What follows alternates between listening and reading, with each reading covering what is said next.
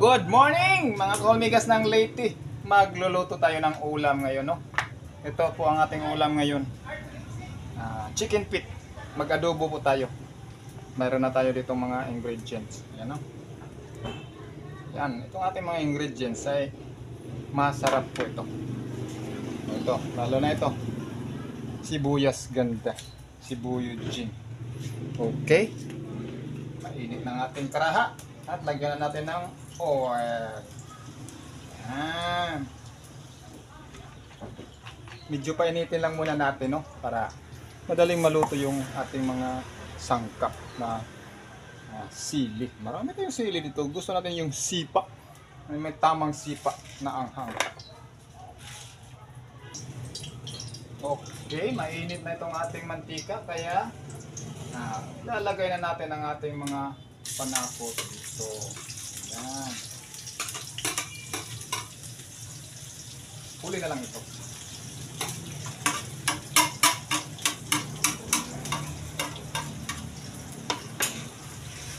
Kailangan natin medyo lulutuin ang pansahog para masarap ang kanyang lasa.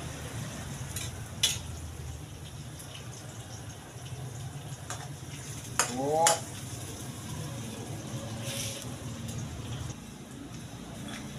Yan po, medyo tama na, luto-luto na. Tapos ilalagay na natin ang ating minarinate na mga chicken feet.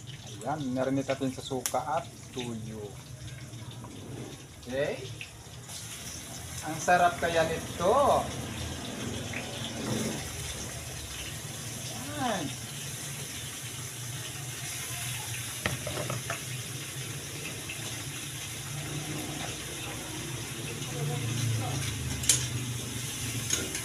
Okay.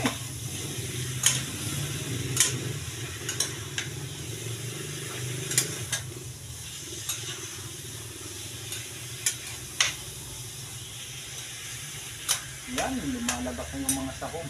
Kaya, takpan muna natin. Hintayin muna natin lumambot yan.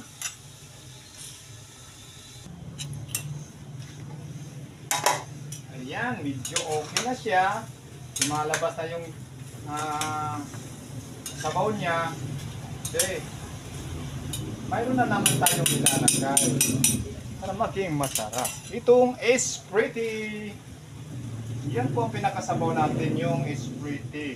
So, hintayin na naman natin muling kumulo at lumambot ang ating chicken feet. Okay? Takpan muna natin ang sandali. Ayan, malambot na po. Tapos, ihahalo natin ang ating secret ingredients. Nandito na yung suka, patis, sugar, at mga paminta. Sarap. Andito na po ang lahat. At saka yung cornstarch. At syempre, hintayin naman natin itong kumulo. At medyo matuyo-tuyo siya. Tapos ilalagay na natin ito. Ito ating secret na ingredient. Dahil masarap po ito. Sibuying. Hindi lang natin pinutol-putol yan. Dahil flour yan, flour sa pagluluto. Sticky na po.